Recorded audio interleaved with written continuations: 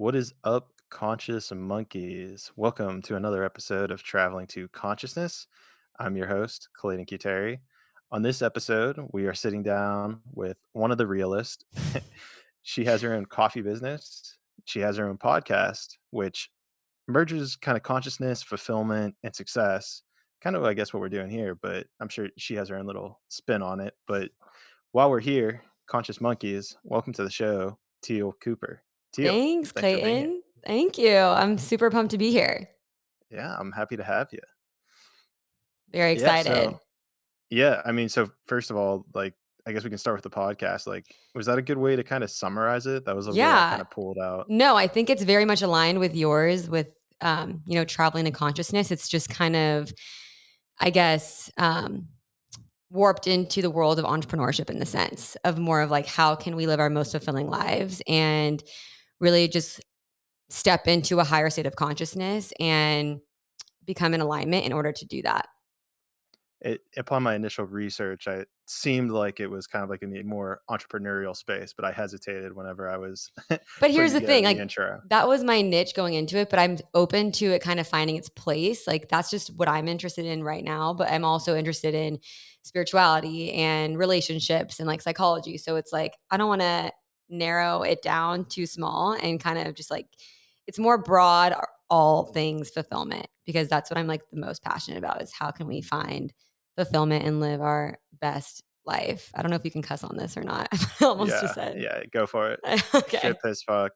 We got them all. No censored, uncensored, uncut, the whole thing. Okay.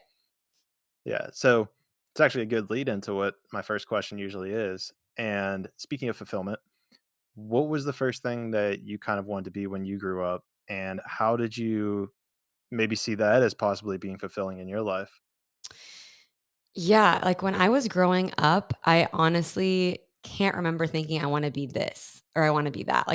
I wasn't the person who like I know I want to be a doctor or I want to be a um, lawyer. I had no idea. Like I really don't remember having any set clear direction or goals. And then I don't even remember the word entrepreneur being a thing growing up either. Both my parents were entrepreneurial though and had their own businesses, so I definitely had them to look up to as role models. But I guess the first time in my life that I found fulfillment, like I had jobs and internships, and I went to school and I never really felt passionate about anything until the idea for my company came about. And I can totally go into all of that too. But that was like the first time where I found like full whole body consuming fulfillment and passion. Well, how old were you when you started your company? So that happened my junior year of college. And then we Okay. launched it my senior year. So I was Well, so 21, 22. okay, so let's wind it back to your like 10 or 12. Okay. Let's So start a little bit earlier. yeah, like honestly, 10 or 12, I'm trying to think. Like, I was just super free spirited. Like, I loved people. I loved making friends. I don't remember thinking, like, I want to be um, a certain career path. Like, I really don't remember that. And I remember growing up and I loved, like, I was just extremely social and like, I was very curious about people. And I was also a really big, like, daydreamer. And I remember like staring at the ceiling and pretending that we were walking backwards for hours. Like I would do weird things like that. I mean, it sounds to me like you're checking off all the boxes of a podcast host. Perfect. So you got a bright future there. Amazing. But I'm gonna kinda push you to the fire a little bit more. So, was there like, did your parents, like, never ask you what you wanted to be, or was that question never proposed to you? My parents were always like, you could be anything you want to be as long as you put your mind to it. Like the world is your oyster. The sky is the limit. They always encouraged me to think big, which I love. And I'm so grateful that I had that mindset growing up instilled in me. Um, but no, like for 2 seconds, maybe I thought I wanted to be actually, okay, no. I wanted to be on Disney Channel. Okay. I wanted There to we go. be like Miley Cyrus. Like that was what I wanted to do when I was like 10 years old. And I actually like would go on auditions and did dance class. Like my only thing I ever got was a Heelys commercial in high school. Oh, I think I hell was in yeah. middle school or high school. I don't even know. And so I was really like, that's what I was into. and that's what I thought I wanted to be, but that was like a phase. It wasn't a long term. I grew out of it. I think I'm gonna count Okay, it. perfect. I'm glad I I'm gonna remembered count that. it. But that's hilarious, and it's funny you say, Miley Cyrus, because I remember I don't know if I was, like, in love. I mean, Disney was so, magnifying, I think, as a kid, but I remember Hannah Montana being on the TV quite a bit. That was such a great show. Oh, I was obsessed with it. Yeah. Yeah. I don't know our W age difference, but like, how do you know how old you were when that show came out? No. I know I'm 27 right now. Oh, that's how old I am. Okay, so, Oh, okay. yeah, we were like I was at the age where it made sense for me to wanna be her when that show came out. You were like, "This chick is." I was Did you obsessed. did you wanna be her, or I did just you wa wanna, like, live a life like her? Yeah, I mean, like, I thought it would be the coolest thing on earth to be her, like, acting in that show in Hannah Montana. You like that polarity of having, like, the secret life, I guess, like, having the life of a star and then also having, like, that normal life. For sure, and I just thought, like, I resonated with the show, I, like, related to it, it made a lot of sense, you know? Yeah. That's cool. So this Heelys commercial, Yeah, the Helios were you Commercial, able to my big break. were you able to find it? Oh, yeah, it's on YouTube. I can show it to you Okay. after this. Oh, okay. Yeah, hell yeah, I'm gonna throw it down in the description below. Oh my god. I'm in it for 2 seconds. It's literally like a pan out of a park. I plop in the Heelys and then I Heely away. That's still pretty badass. I thought it was so cool at the time, and I got Well, paid like $1,000 for it, which was a lot of damn. money at, like, being so young. I was like, "Oh my god, I'm rich," but after that, that was, like, my big break, and that was it. I was done. Well, I mean, and Heelys, like, had a huge phase, like, back when we were kids too. I remember it was, like, the thing, like, there was, like, a whole school rule that you couldn't wear Heelys because people were, like, getting injured with them. Yeah, no, I loved them. Yeah, so you're pretty much, like, the trendsetter, I guess. Yeah, you can say that. We'll put that next to your title as well. Perfect. Heelys trendsetter. Well, so what was it like trying out for all these different auditions? Like, were you, like, and I guess also how long was this too? Like, how long was the phase of this part of my life? Yeah. I would say probably like 2 years, maybe like 2 to 3 years, and I went to acting class too, like, I'm remembering all this stuff now about my life. Thanks for bringing it up. Like, I actually couldn't remember growing up, but, I loved it, like, I got super nervous, and it definitely put me out of my comfort zone, and at a young age, it taught me a lot about rejection, which I'm now realizing all of this, which I never thought about before, but it kinda sets you up for getting thicker skin for when you're older and doing sales like I eventually did. And you learn a lot about rejection and disappointment and not taking things too personally. Because at the end of the day, they're looking for an exact look and an exact type. And you have to match that type. It has nothing against you. But yeah, no, I remember the Heelys one. Like I felt it after. I was like, I got that. Like I just felt it click. And I was like, that was the first time where it actually like felt like like it matched, like it was aligned, I felt like I actually like nailed it. But the other ones I could just sense like, yeah, that was off or that was really bad. And basically you would go in with a few other kids and they'd have the camera on you. They'd ask you questions or have a script and you would like repeat the script back and then you'd get callbacks. And there'd be like X amount of callbacks until you actually get the job. I'm curious about how you describe that, like, alignment. You said you did a couple and they always felt, like, kind of off, but then this one just felt like you knew right away.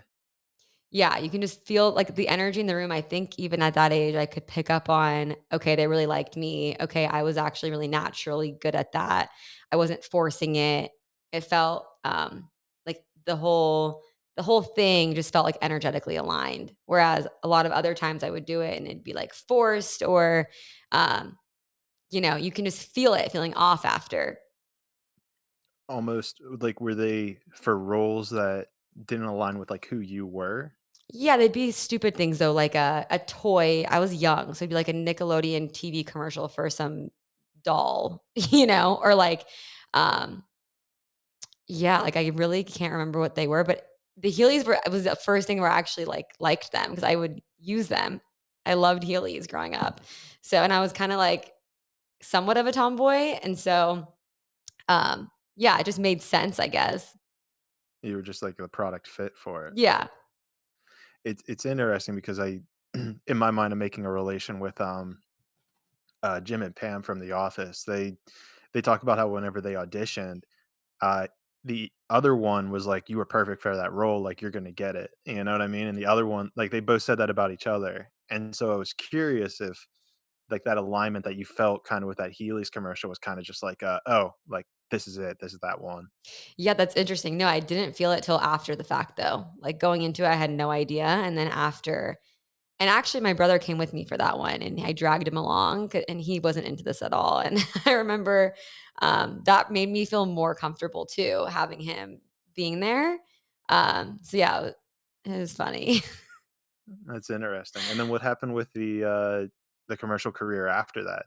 Was it just That was the nothing end else of the phase. I after? think I was after that, I was getting into high school, and I just grew out of it. I was like, "This isn't for me anymore," and that was fun while it lasted, and then, yeah, it wasn't until I mean, in high school, I felt like I wasn't even like, I wasn't that into school, and I don't think I had another passion really until, um, Bendy Bean, really. Okay, so then with that, like, exit, right, on was there something that happened, or did you just one day you were like, "My heart's not in this anymore?" Yeah, I think that's what it was, and I think I was also, probably not wanting to admit it at the time, but I was like, there was a lot of, discouragement where I was like, it took so long to get this one gig, and, like, it's a lot of effort and energy, and I don't think I felt, like, passionate enough about it to put the energy into it, while also starting a whole new school with people I didn't know, and it was just a lot going on, different chapter of life, you know? Yeah, that sounds like a lot of, I guess, pressure, but a lot of change to put on, someone that's younger. And then so you're saying you changed schools. Was that like, did you guys move, or was it like a different middle school to high school situation? No, I so it was middle school to high school, but, the high school I went to was, like, a different one than what my middle school could transition into. So, I went to just this different high school, um, and my brother actually already went there first. He was younger, but in middle school, so I was going into ninth grade, and it was pretty normal because in ninth grade, there's a lot of different schools that kind of clump together that so there was like, multiple new people, not just me is a lot, but yeah, I mean, I didn't know I think I knew one person. Oh, wow. Yeah. Damn, that's everyone else went to the other school. For the most part, yeah. You just had to be an outcast, I guess. Yeah, I guess so. It's that badass Healy's nature coming in. Yeah, I don't even know if anyone knew about that too. I was like I don't remember if I was, like, embarrassed or if I was proud of it. I honestly, like I'm actually concerned about how my memory is right now. It's fading away. I mean, from the sounds of it, you must have blocked that out for quite some time then. I probably surfacing Uh, now. we'll have to go back and look at the commercial. Maybe there's some, indicators there as to why it got blocked out. It's really not bad. Like, I don't think that's it. You barely see me in it. Well, we'll we'll table that. Okay. We'll come back to it. So then I think I blanked out a little bit talking about memory. But what was it that you said what was the next thing you found your passion in once you kind of got to high school? You kind of got situated in where you were at. You started making some new friends, I'm assuming. Mhm. Was Yeah. there this another thing that like aligned with you at this point? In high school? Yeah. Um, for me in high school, it was, I loved making new friends. I loved the social aspect. School, I don't remember there being one thing in school that I felt passionate about, to be honest. Like, I never felt like school came easy for me. I was diagnosed with ADHD in high school.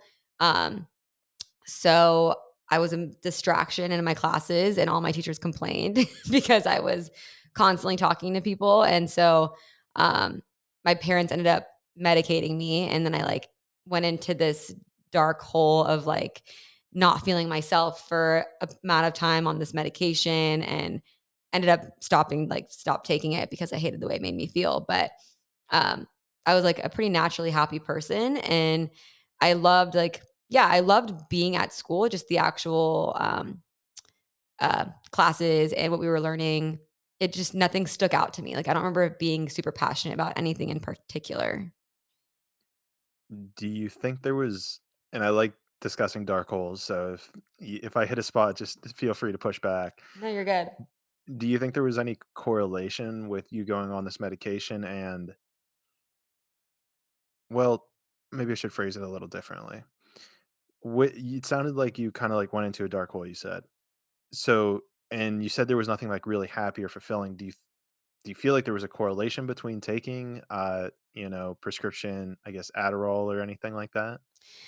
To be honest, I was still happy, and it was honestly short-lived, this dark hole medication, because I realized pretty quickly that I hated the way it made me feel, and, I would just my parents thought I was taking it, and I stopped taking it, and I just wouldn't take it anymore because I didn't like the effects of it, but and then eventually they stopped making me take it, but, um, like, I was a pretty happy person in high school, and, like, I was a very, like, always smiling, fun-loving, high energy, very similar to who I am today, but I don't think it correlated with, the passion. Like, I got, like, A's, B's, and C's in school. Like, I wasn't, like, failing out of anything. I did, cheerleading for a little bit, did soccer for a little bit. Like, I was involved in a sense, but more for, like, the social aspects. I wasn't, like, really good at sports or anything. I wasn't super passionate about sports. Um, I don't know. I don't think I found my passion till later. You were kinda just enjoying Yeah, I was making new just friends, making I was trying. learning things, figuring out what I liked, what I didn't like. I think high school is such a time of exploration of, like, who you are, and it's the beginning. It's like you don't even know who you are yet. You're just starting to discover. I mean, I think that's a great way to do it too. It's like, well, especially if you don't know what you wanna do or what you enjoy doing, like, the answer to that is almost that you need to try everything. Totally. And, like, the idea going into college and you have to pick a major before you go into college baffles me, you It's know? pretty crazy. I think that's insane. You're asking, like, 18-year-olds what they think they wanna be for the rest of their life. My sister says the same thing. It's nuts. She always talks about how she, wish she had, like, a leap year, or, like, she had, like, a year off where she Mhm. coulda kinda just, like, reevaluated everything and try different stuff. So smart. I think that's a great idea. Yeah, we'll try to make that a part of the culture. I agree. Let's start setting that cultural standard. Yeah, for sure. So then, so first of all, where did you grow up? What part of? Yeah. I was in Dallas, Texas, Okay. and my parents kinda plopped there because my mom's from Los Angeles, my dad's South African and immigrated to LA. So they moved to Dallas before I was born for my dad's work. He was in real estate, and so I grew up going to California all the time, and so I ended up going to college at San Diego State, and Uh, I was, like, the only person in my high school to leave to go to California. Like, everyone called me this, like, liberal hippie freak, and I was like, "You guys don't even know. Like, have fun rotting in Texas." Just kidding. But, I mean, Oh, I love Texas, but I will never move back. Like, I love the ocean, and I can't imagine my life without it. But and my parents wanna move out here too, but they built a life, in Dallas, and it's been great for them. So, yeah, I'm currently in San Diego. tell them to get a beach house. I know. They're working on it. Yeah. Just need to manifest a little bit harder. Yeah, exactly. I mean, San Diego's a hell of a place to be. Like, there's really nowhere else in the world like it. Oh my god, I'm obsessed with it. Like, I know. it's the best. I'm gonna be back soon. I'll Okay, yeah, let me know. Yeah. Well, I think I'm coming across actually, so I'll be there. Oh my What god, is that, that's March the first 3 weekend to of 8? March. I'm gone that weekend actually for a wedding in Dallas. Oh, But you it used to wasn't live meant in to be. San Diego. Yeah, for 4 years, Okay. 3 or 4 Yeah, years? 4 years. Yeah. Yeah, I love it. it's I'll be great. back eventually. I think Yeah, I'm on that travel thing right now where I just gotta keep traveling around and then we'll find our way back. for sure. It makes sense. Yeah, manifest some, pretty cool trips coming up, so Amazing. That's exciting. yeah, I'm excited about it. Um, but before we keep talking about what I'm excited about, I'm interested in hearing what you were excited about when you went to college in San Diego. A mixture of, what did you pick? And was San Diego this liberal hippie place that Texas thought it was? Yeah, no, not at all. And I think I was I fit in way more in San Diego than I did in Dallas. Like, I stuck out kinda like a sore thumb. I like, the school I went to, at least, it was really, conservative, and most people there had, like, their roots in Texas, so I just didn't really fit in that well, to be honest. But yeah, no, when I went to San Diego, I was like, "This is my place. These are my people." I, like, connected really fast with a lot of my best friends who are still my closest friends today. Um, and yeah, I went in, and we some of my friends who I initially met had older siblings there, and they were like, "Yeah, this major is the broadest, so you can pick this and you'll figure it out later, and there's a lot of different options." So I ended up picking that one, and it was called Journalism Media Studies. So you can pick between, like, it kind of branched out into, like, marketing, PR, advertising, and that's the realm of, like, the major that I chose. Um, but yeah, I I, like, took all the classes, did all the things, and I I still was like, nothing's really sticking out to me. Like, classes in itself, for me, was never a place where I felt like I really learned information. Like, I learned from doing, and, like, in being in the real world of, like, internships or experiences, or, um, like, I have friends who, like, are like, "Yeah, I remember this one time I learned this in this class." I'm like, "How do you remember that?" Like, I don't remember anything I learned in school, to be honest. Yeah, maybe we do need to check out your memory. But, like, I don't know, I just nothing stuck out to me in school, and I don't know, I think that it seems more common than I think. Like, I talked to a lot of people, and I don't know, maybe that's just San Diego State education. Who knows? I do wanna point out real quick before we get too far away, whenever you said, "These are my people," I want everyone listening to know that, like, Teal got, like, in the microphone to say that, so I don't know if that came through, but, like, you got aggressively close to your mic whenever you said Oh, I that. did? Yeah, you were like, "These are my people." I was like, "Oh, damn." Like That's so funny. I need to not do that. It's, like, so loud. Oh, I loved it. I thought it was good energy. Oh my god, that's so good. It's Interested like to a see how rap that comes song. through. Yeah.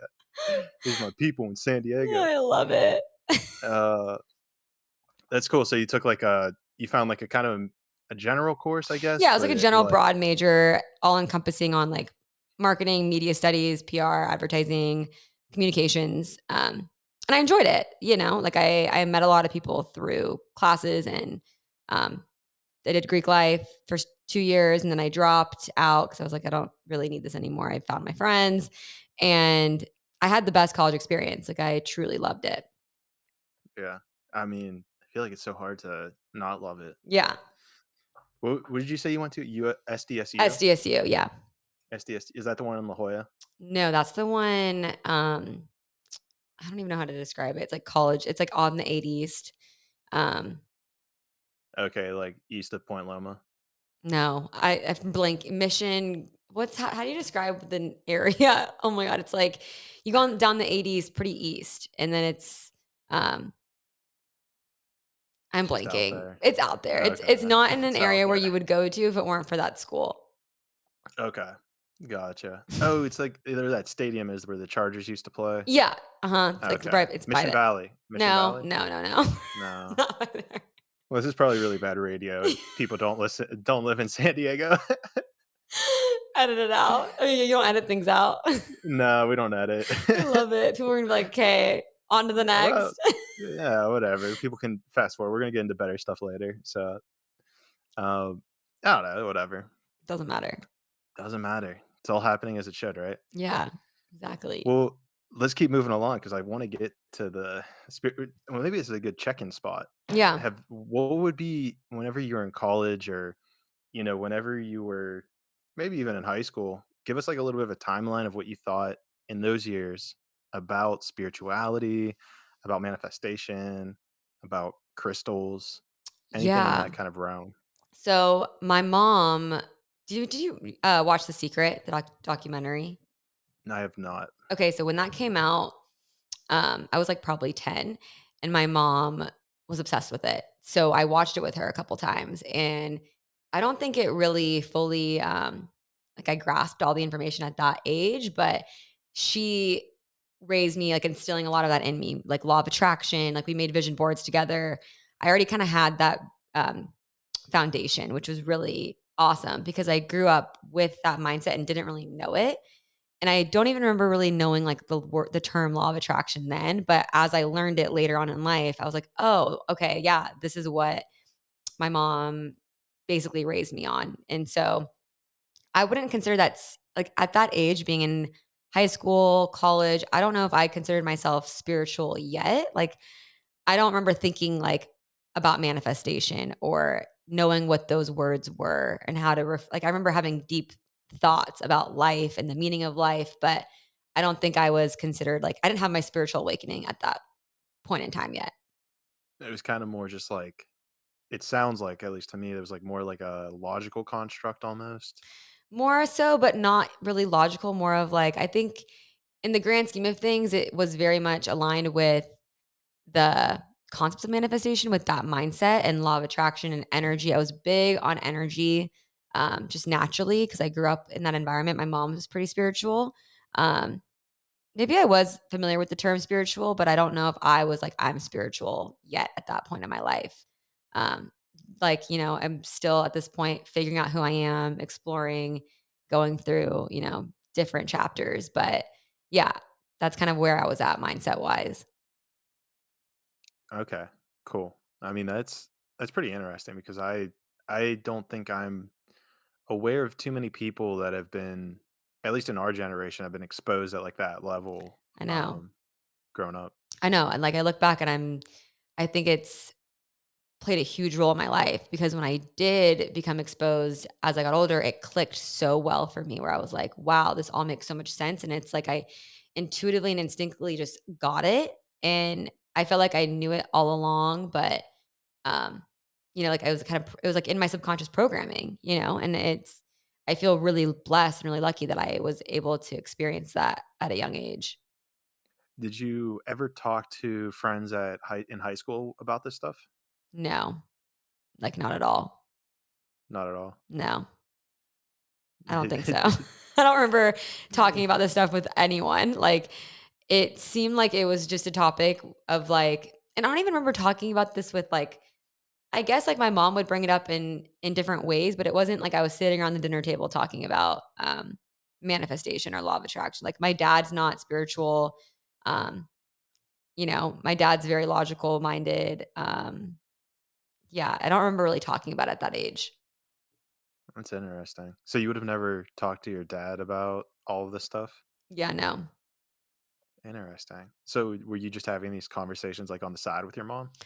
Yeah, I guess, like, when we made vision boards, it was just my mom and I, and then, I think my dad was open to it, but he wasn't, like, into it, and it's crazy because when I was making the vision board with her, I was 10 putting, like, random things on my board that made no sense, but my mom's, every single one's come true, like, every single one, and it's Yeah. insane because she was obviously, like, old enough to know what she wanted, it's crazy. And, yeah, it's have you looked back on yours? No, I think it got buried in the trash, like but Uh, I've made vision boards since, and I'm a huge advocate for them. I love them. I I wonder if there was a picture of Heelys on your, first one. There wasn't. I don't think No? there was. I think I put, like, I remember cutting out, like, an MTV, like, award, like, some I was, like, looking at the teenager magazines, like, I don't even know. The Kids' Choice Awards. Yeah, probably that. Yeah. You had one of those little awards on there. Yeah, Nice. I mean, you just gotta commit to it, right? I guess that's kinda the interesting thing, though, too, right? Is if you don't really know what you're doing, you might not be aligned with picking what you truly want, right?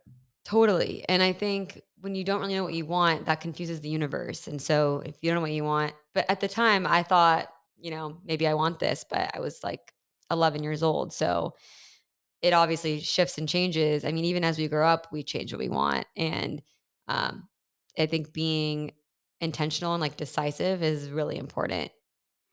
Right.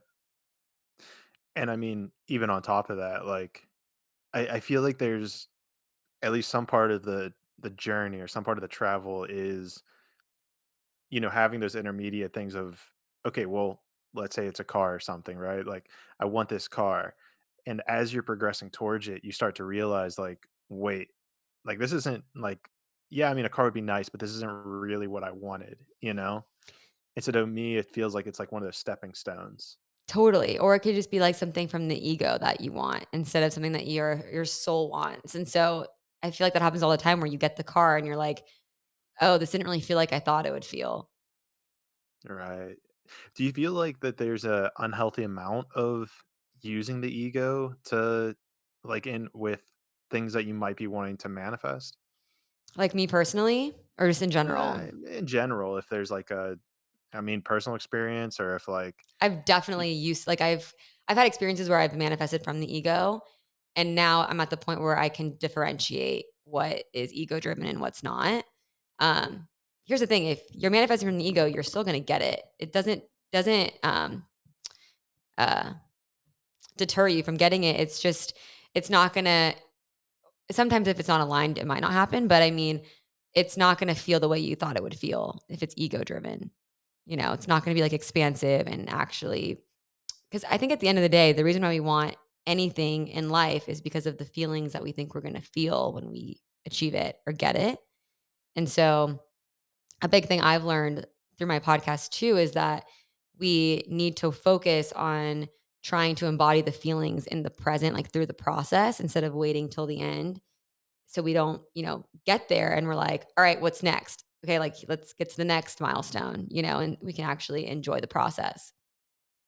I think that's a huge important, piece of the puzzle when manifesting. That's something I've definitely heard numerous people talk about. Do you feel like there's a correlation here? You mentioned it earlier, law of attraction. Have you heard of like Neville Goddard and the law of assumption? I haven't heard of that person, but I've heard of the law of assumption. Like, Like, yeah, core concept being like, you're attracting to you what you want, but then assumption is more just like, oh, I already have it. yeah, no, I think Do you, that's really important. And it's more of like embodying the feelings of what it would feel like if you already had it, which I guess is kind of like law of assumption. Because when you're stepping into that version of yourself that already has whatever it is you want, already has achieved whatever it is, then you're matching the frequency of that energetic frequency of really attracting it to you because you're already, it's like a radio knob, you're already like tuned into it. So you're just going to attract it. Versus like if I'm down here and I'm like, I want it, I'm like wanting it, I'm not actually being it. So I'm not going to be able to be a match for it, if that makes sense. no, it does. You're in the frequency of wanting versus the frequency of Being. being. Yeah. And I think it's all about being. So when you say law of assumption, it's like when I assume I already have it, then I am being it. And I think that's what it comes So do down to. do you feel like there's a difference between law of attraction and law of assumption? I feel like they go hand in hand. I think um to in order to attract, you have to assume. Like you have to embody and like match that frequency in order to be a magnet to attract it. In order for it to come like your way. Yeah. It's like, and I think that can go into any category of your life, right? Like relationships or wealth, or, I mean, abundance is abundance in relationships, love, money, everything. So, yeah. Interesting. That's something I've always kind of been not sure about, I guess, or always been kind of like going back and forth in my mind about, the law of attraction versus the law of assumption. And maybe partially it's just a lack of understanding both of them fully, but I mean, it feels like they cross over each other so much that it's almost the same, I guess, in my mind. But maybe there's a slight difference that I'm missing. Yeah. To me, they feel very similar. I guess they just have, it's two different laws. So, to me, it just makes more sense that they go hand in hand. It's like you need one for the other. And then there's the law of detachment. Have you heard of that law? I have not. So that's the one that I learned the most the past 2 years, like, from firsthand experience, and that to me, I think is the most important law there is. Can you give the Yeah. listeners, the conscious monkeys, a quick rundown? Yeah, so, like, let's say okay, so whenever we're attached to something, like, where we need this thing to happen in order to feel happy, achieved, accomplished, whatever it is, it's like we're suffocating it because we want it to happen so bad, like, we're so attached to it. So we're, like, trying to control the outcome versus, like, if we're detached, where actually this goes hand in hand with the law of assumption. Let's say you're in the law of assumption, you're assuming you already have whatever it is, then you're detached because you don't need that thing to happen. You already have it. So you're not going to be attached to it. You're going to be detached if you already have it. So when you're attached to something, it's like you're giving off that energy of need and you're giving off the energy of lack. You're like, I need this thing to happen. I'm gripping it so hard. And that's what I was doing with my business. And I learned like, oh, this is why I'm not seeing results because I'm literally like coming from a place of lack every day. And I didn't even realize it. Now was it Did I explain it right or well? you did. I think there's, like, a lot of things going through there. Okay. At least it hit me as a lot. Okay. Yeah. Let's break it down. Let's decompress it a little. It was a good intro, Okay. a Let's good, like, decompress it. here's everything that's happening. Okay. Let me think of like a metaphor to connect it to. I guess dating's an easy one to understand. So it's like when someone's coming across as needy or desperate, it's like you can feel that energy. You can really tell like okay, this person is attached to the idea that they need to be in a relationship versus if someone doesn't need a relationship and they're happy on their own and they feel fulfilled and like satisfied in their life and they don't need to have someone else to make them happy and feel whole, that energy is so much more attractive. And that person is going to attract more to them because they're not in the state of need and lack. They're in a state of abundance. So it's like that mentality, if you can bring that energy to money and to business, like, I mean, for my own personal example, like I was, um, trying to hit X amount in sales every month, trying to place X amount of machines every month. And every month I wasn't seeing return. And so I got discouraged month over month. Like, why am I not hitting this? And then I got even more attached. Like, I need this to happen in order to, feel accomplished. I need this to happen in order to like pay myself X. Like, I was just attaching so hard onto, the numbers I needed to hit that I stopped like having fun in the process and I stopped feeling joy and I stopped actually enjoying the journey. And then COVID happened and it actually forced me to just like fall on my face. And it really taught me everything about detachment because I had nothing to attach to. Like my business literally almost crumbled and I had nothing to do for like 3 months. And luckily like loans helped us stay afloat. But like I realized like, wow, my whole identity was my self-worth was like wrapped around my business. And so I needed to detach from my business in order to realize like, okay, I'm actually happy and whole and I am my own identity without my business. And once I realized that, I like didn't put that energy of lack and need into it. And I became okay with the idea that if my business were to shatter tomorrow, I will be okay and I will figure it out and I'll start something else. Or you have to be so okay with whatever it is that you want crumbling to pieces in order to like completely detach from it. And then when you show up with that energy, the universe rewards you because the universe is like, okay, this person is whole and happy and worthy on their own. They don't need anything else. So you're already becoming like a match to attracting it. So we're definitely gonna dive into the whole business aspect of it because 'cause I'm interested there. But if there's, like, a quick way to summarize it, would it sound something along the lines of, like, you need to assume you already have it, but since you are assuming you already have it, it detaches you from wanting it? Or is it, like, more of a personal identity detachment that needs to happen? I think it's both. I think when you assume you already have it, because if you already have something, you're not attached to it. It's like if it's like as simple as like I want water and I know I'm gonna get water. Like I know I'm gonna drink it. So I'm not like focusing so much on drinking water and like over attaching to it. Like I know I'm gonna have it. It's like if you assume you already have it, then you're automatically detaching from it, I think. Right. Like it kind of goes hand in hand. But the self-worth and identity thing, I think is separate. It's like 'cause that can play into a bunch of different roles. So yeah, with like business, it's like if you're detached, then you're detached from it being a part of your self-worth and your identity too. Yeah, I think that yeah. I think I'm picking up what you're putting down. I really need to practice how I'm like expressing this because I'm just like verbal processing it all right now. I don't know if it It's all making kind sense to anyone else but me, but of I'm hoping people are are catching what I'm putting out. I mean, I think that's something that just kinda happens with podcasts. I Yeah, mean, even whenever you graciously hosted me on yours, I think that was something I was there's these new ideas that come up, and then you're kind of on the spot, like, "I think it's a little bit of this, but maybe it's a little bit of that," and you kinda have, like, this back and forth going on where you're trying to figure out, like, how true it is. It's like, it's a little bit of this, but it's not so much that, and you're kind of, like, walking back and forth that line.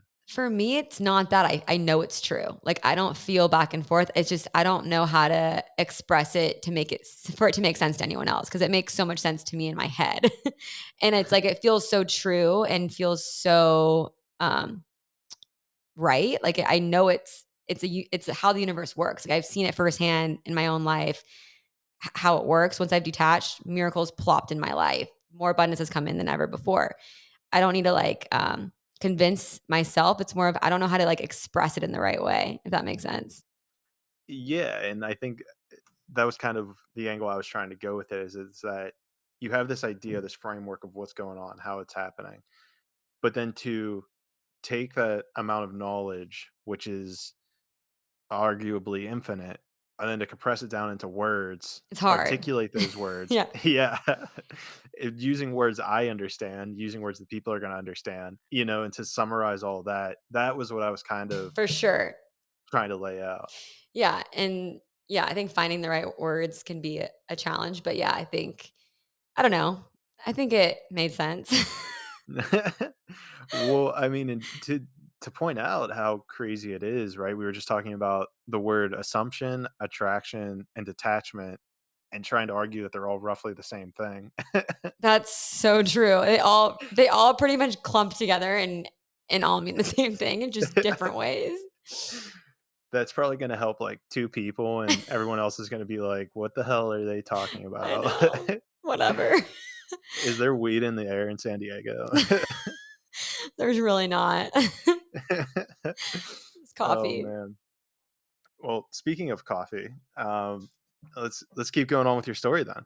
Okay, Let's that was get a to really the big tangent. no. I love that's hey, that's what we're here for. We're here for the wormholes. Okay. Um, we left off. You were in college. Let's see here. You were a rising Disney princess for wearing Heelys, the Heelys princess, Okay. and then it wasn't a fit for you.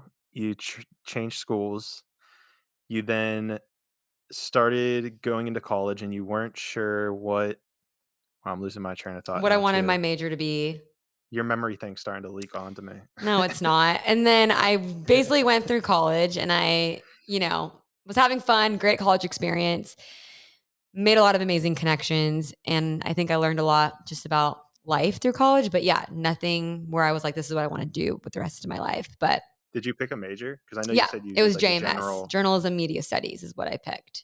That Well, like that was a general one, but then there wasn't like a one that they pushed you off onto, or no, I just kept it broad the whole time.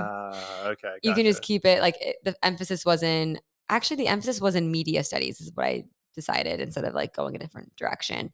Um, I but mean, podcast host. yeah, There it comes back in again. here we go. Yeah, it all makes sense in the end, connecting the dots, going backwards. But um, yeah, so I guess my junior year, I studied abroad in Florence, Italy, Wow. which was amazing. And it was Do you speak um Italian? no, nothing, no Italian. Uh, But uh, it was, a pretty common thing for college students to do at the time, and so a bunch of my friends and I went, we chose Florence, a lot of other friends went to Barcelona, other places too, and this was second semester junior year, and so I guess on the campus itself, there was this, bulky looking, like nothing special looking, but this espresso vending machine, and there was always a line of students waiting for a cup of coffee from this vending machine, and I remember thinking, "That's interesting. I've never seen anyone like a line of kids or people waiting for a vending machine before." And one day during the break, I thought, might as well just try it. And I tried it, and it was actually really good quality espresso. And that was kind of it. Didn't think twice about it. I was like, well, that's interesting. Something you see in Europe. And Fast forward a couple weeks later, my younger brother was in the library studying for finals at like 12 a.m. in UT in Austin. Called me and it was like the afternoon my time. And he was like, Teal, I have the best idea. And I was like, what? He was like, I'm in the library. There's nothing open. It's 12 a.m., crashing for finals. What if we started a high quality coffee vending machine that students and like kids actually loved? And we called it Vendy Bean. And I was like, I literally just saw this concept in my school. Like it was a light bulb moment, And I was like, this whole fire, like passion, consuming, feeling took over my body where I was like, this is what I meant to do. Like it felt so right. Um, and it was funny because we joke about it now and he wasn't inviting me to do it with him. He just told me about this idea that he had, but I was like, no, this is like 100% what I'm supposed to do. And so we're doing this together. He was 2 years younger, so, like, he was just starting college, and I was about to go into my senior year, and so, it was perfect timing for me to figure out, like, what to do next in the next chapter. So, I guess that whole summer before my senior year, I spent just, like, calling different vending manufacturers and picking their brains and asking them 1,000 questions about the industry, and I learned really quickly that the vending industry is archaic and it's pretty much just was like run by middle-aged men, and every single person told me that getting in the coffee vending industry was the stupidest thing you could do, and it's a dying industry and everyone's getting out. And I remember thinking like this is all the validation I needed. Like this was exactly like this is perfect. Like these guys don't get it. They're old, they don't see the vision. Um, and I felt like I saw the concept and we saw like, I just saw it working so clearly. And so, fast forward, basically all of senior year, I spent just like executing and working on this and kind of like, I still was doing school, but wasn't my priority. And, um, eventually we launched the first prototype my senior year. I convinced this apartment by our school or like by the campus to let us place this machine. We took a loan from our dad for $6,000 to buy this machine. Our family friend helped us. He was like in branding and design, helped us brand the whole thing with the logo, the cups, everything. And I kind of just like, we taught ourselves everything we knew about it was kind of just like doing, we there was nothing really else to do besides, executing and we ended up launching it and I just remember thinking like it was the best day of my life because it was something that we were working on for a year or like I guess half of a year and it actually coming into reality and thinking like, wow, now it exists in the real world and it was incredible, like seeing something come to life. But the That's funniest thing beautiful. about the whole story is that the coffee was absolutely disgusting. Like the actual product was I horrible. was gonna ask. Yeah, like it was actually horrible. And it was funny because I promoted it in the school paper. All my best friends, I don't know if you saw my last Instagram post of the video. Like it was the video from launch Maybe. day. And I had all my best friends repping Benny Bean branded tanks and hats. And we were like, super high energy, screaming at students, like getting everyone to try the coffee, giving out free coffee for hours, blasting music, had the best time. But the coffee was so gross. Yeah, who did that get overlooked in the production? We picked the wrong machine. We did a lot of things wrong, but I don't regret it at all because we learned so much from it and we wouldn't be where we are today if we didn't make those mistakes in the beginning. I'm curious, what you were saying at the one point where you were calling uh oh my gosh, what are they called? The vending Manufacturers. machine. You were talking to the vending machine companies and you said that they were like archaic, it was older people.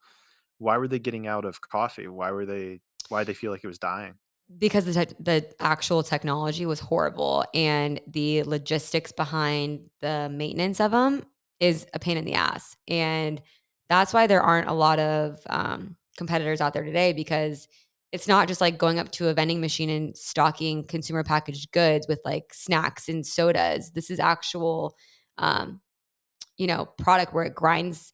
I mean, our machines now, the machines at the time didn't grind the beans, but it's like grinds the beans. It creates actual espresso based beverages. So it's a lot more cleaning that's involved with the whole operation versus just like um, supplying it with, wrapped snacks and sodas and cans. Right, where you can just have one person go in, changes things out, or open the door, load it up, take the money.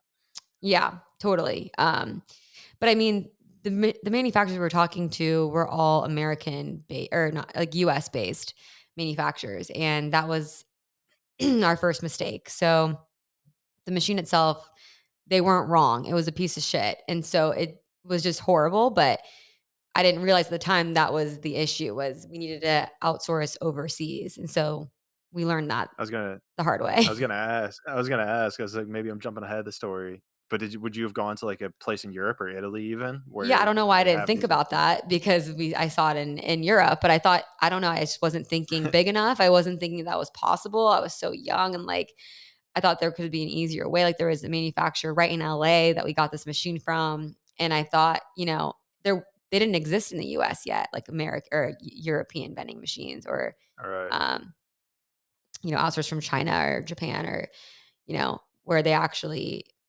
are popular and common. So I wasn't thinking that way yet. And so, we launched that prototype. And for me, it was kind of all the validation I needed because I saw the concept. I saw a need for the concept and I saw that students were excited about it. And I saw the whole idea, like the branding was on point. Um, the idea was there, like the concept was there, but the product wasn't. So to me, that was like an easy fix. It's like going back to the drawing boards and just doing R&D to perfect the product. So whenever you had the first coffee machine, was that just like a standard model you got from somebody? Yeah, no, that was a standard coffee vending machine from a manufacturer, but we branded it ourselves, like custom branded it.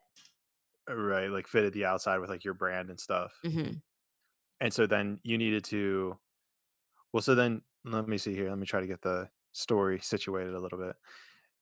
So you had this product, you created it, you used a vending machine from in the United States, and then the coffee wasn't that good. Was that a product of the fact that the beans you chose or the way that machine worked? No, it had nothing to do with the actual product, it was the machine. The machine itself was just really, um, janky, like low, you know, not really functional. It wasn't innovative enough, the capabilities weren't there. Um, yeah, it was the machine itself, you couldn't it was all, ground coffee with filter systems, not, grinding beans to cup, which our machines do now. So at that point, was that whenever you realized the coffee wasn't doing too well, is that when you reached out to a European manufacturer? So what happened was it was funny because we were posting all over or Twitter and social media. We got interest from this investor. And so this person reached out, wanted to invest, and we leveraged he actually owned a coffee shop. And so his whole team who does like the coffee roasting and I guess coffee tastings taught us a lot about coffee. And it was really cool that we got to leverage that. But the actual person ended up being kind of like fake. Like he didn't actually have the funds to invest and it didn't um it Oh, didn't turn out. We learned a lot from it, but yeah, it was kind of like an interesting situation, but we learned a lot through like his team, which was really cool and we got to use his warehouse for free. It was awesome. But then, fast forward a little bit more, we raised family and friend round. So a family friend invested and from there we've actually we found the manufacturer overseas in Colombia and we bought one machine and then we basically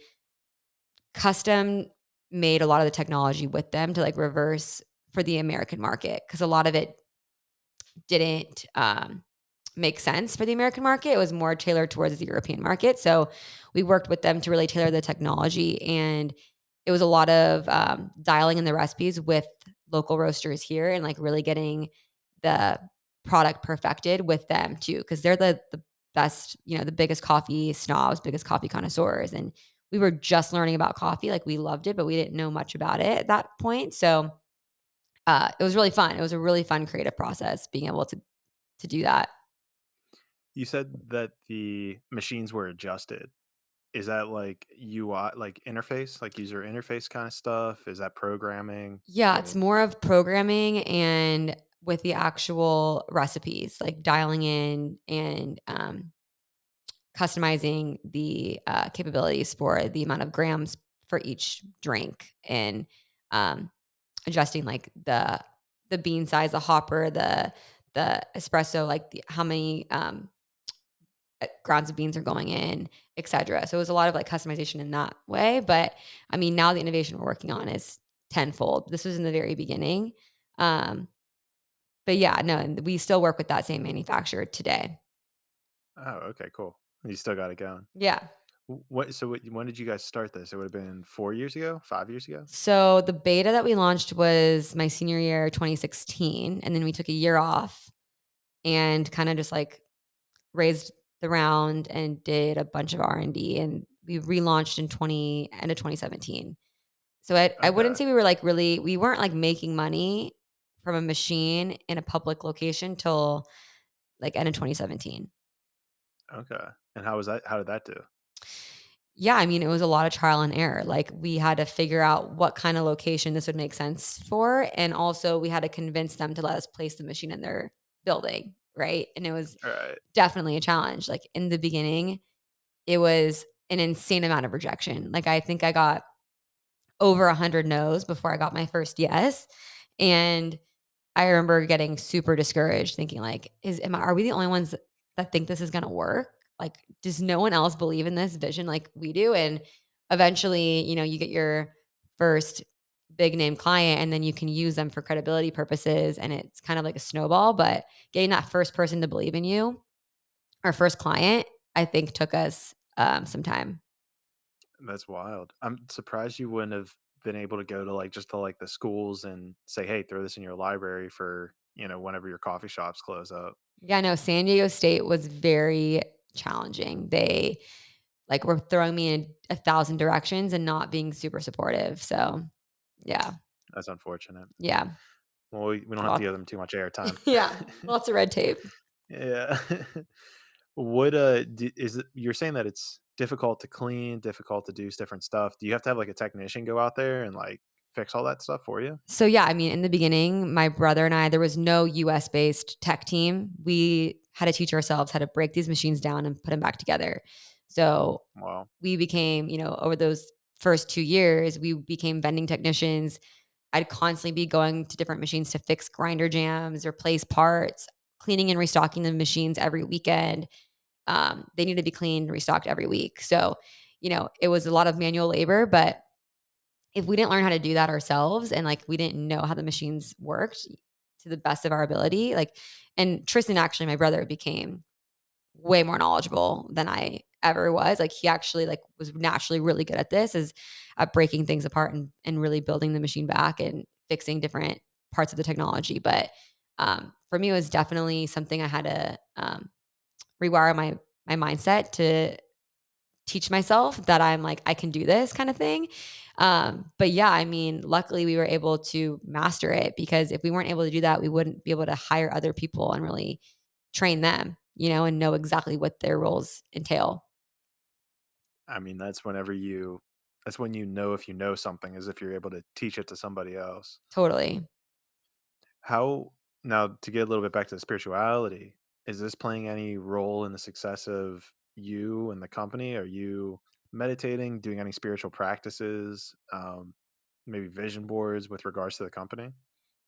Yes. So I guess backtrack to my senior year of college, I was diagnosed with this like health condition um that basically I think was the catalyst for my like spiritual journey and more of like inward self-reflective journey where basically um it's a really random like health issue. But I had to get jaw surgery where essentially like the joints in my head became arthritic where they basically just started like um, resorbing and shrinking. So I found that out by my bite. Like I had braces growing up. My bite was like totally normal, but in college, my bite started morphing. And so like I had a really big open bite by the time I finished college. And the only way to fix this problem was to get reconstructive jaw surgery where they break your upper and lower jaw. You have to get braces after graduating college and they wire your mouth shut and like rebuild it back together. And so your mouth is wired shut for like a couple months and you really can only blend food and like drink liquids. And um, that entire journey for me was, I think, the start of, like, my own spiritual journey. That's like what got the process started. Yeah, because it was the first time where I mean, I felt extremely alone. I felt like a victim. I was like, "Why is this happening to me?" Like, I felt like that was my rock bottom, like, I was in a really low place, like, had to get braces after graduating college, like, you're supposed to start your life, not, like, reverse backwards when you know what I mean? And, like, having to go through that, well, I had a really bad lisp because my bite was open, and so was super self-conscious about how I was speaking. Um, I was going through skin issues, like acne at the time too, and um, just a bunch of things were going against me, I felt like, and this whole jaw surgery I felt was gonna, like, put me back, and, that whole it was pretty much like a year of my life I had to really focus on, like, healing, and, um, that's when I started meditating, I started journaling, I started watching YouTube videos of all these inspirational people who I still look up to this day, and learning way more about, like, the mindset and how important the mind really is, and, yeah, I think that was in 2017. That was the year after I graduated. The summer after I graduated is when I was, like, really forced for the first time to, like, reflect and dive inward. And that's whenever you notably also started putting the vending machines up with 17. Yeah, so that was, by the time I had my surgery, I had a couple machines out. They were in, like, random places, like a rock climbing gym, I can't remember other like a salon, like, it was, like, random places that I convinced certain people to let us place the machines in to get some feedback. So, it was the very beginning of our business, um, but, yeah, I remember my brother had to, like he was still in college in Austin and had to, like, fly out and help out with, like, the routes, which is cleaning and restocking the machines while I was, like, under in surgery for a couple months recovering. Wow. So it really took a team effort to get it working. Yeah, no, definitely. I mean, it was a team effort from the beginning. That's pretty cool. But it's something I find interesting, at least, is they say not to get into business with friends and family. You feel like that hasn't been an issue for you too? No, I kinda feel like there's no one else that I could really like, I think I'd rather go in business with my brother than a friend, because with your sibling, there's no other level of trust that you can have than with your family, I think, and that level of closeness, like, the challenging part is boundaries, right? Where it's, like, setting boundaries to where you have to start really being able to respect that person and treat them like a colleague and put those lines up of where you're not, don't text and call this person every, second of the day. Those are things that are hard to Right. implement, in a sense of like differentiating those two categories. But I think, luckily for us, we had a great yin and yang where our skill sets really complemented each other and it worked really well. That's awesome. Do you talk to your brother about like the spirituality type stuff? Yeah, for sure. And he knows I'm like this, but I would say he's open minded and he can be spiritual in a sense, but um I wouldn't say, like, to the extent that I am. I don't know if I think it's there inside of him. He just needs to, um, discover it. Allow it in. Yeah. Do you feel like this is something I've noticed, and I get mixed reviews on this, so I'm curious what you think. Do you feel like you see more women or men in the spirituality space? I I think maybe because 'cause I'm a woman and I have attracted a lot of other friends, like women into my life that are on the same wavelength. I don't think it's one or the other. I just think I know more women in my life that are than men. The more but like I'm meeting more and more men who are spiritual too. So it's just like finding them, but I don't know. I would say more women, but that's just because of my circle. Okay. What do you I feel like believe? I feel I'm not sure. I feel like I see more women, and my mind goes to thinking it's more of just like an empathetic or emotional kind of thing. Like a lot I believe that a lot of intuition goes into kind of spirituality in general, right? Like there's really no like that's a weird way to put it. But like there's like no physical item that like you can drop a ball, right? And we can measure that it dropped at it, the acceleration of the drop was 9.8, meters per second squared. We can measure, these different aspects of it, but like I feel like there's something with personally, I feel like something where women are like almost closer emotionally to kind of these things, and so it I think what it allows them a is closer yeah, no, grasp to it. what you were saying, like, along the lines, I think what it is I think men grab onto needing more proof and logical minded, and they are more like they need to see that rational aspect of things, whereas I mean, for me, I can't speak for, like, all women, but I feel like I gravitate more towards, the intuitive side, like, the feeling, clairsentient, like, having a gut feeling versus, like, having to see actual living proof or evidence, Do you think that makes it easier for you to like imagine? for sure, I think. Do you have like really vivid like imagination? Yeah, I think I've always had a vivid imagination when it comes to, like, daydreaming and whatnot, but then when you talk about, like, meditation, I don't have a lot of vivid, meditations where I'm actually seeing visuals. That doesn't happen for me, but it more happens when I'm, like, driving or if I'm, like, about to go to sleep or just waking up, I'll have, like, vivid daydreams, but it's not I don't know, I think it's different for me when it comes to because I know a lot of people who have very vivid, like, daydreams or visuals within meditation. Really? I've never heard the differentiation there. Yeah, I don't know. I was talking to a couple of friends the other night, and they have very, like, distinct visual, experiences when they're meditating. That's never happened to me before yet. Have you tried to, or is it just like Yeah, I mean, I definitely try to, and I don't know what it is. I think it's, like, just doesn't I don't get there. I think when I'm trying to, it doesn't happen, but if I'm driving or if I'm, like, getting into my subconscious state, it just flows, like, naturally it just kind of comes out? versus, like, trying to force it. Okay. Yeah, I guess I never really try to force it, but like, so when you meditate, what's something you usually like would see? It's just dark. Yeah.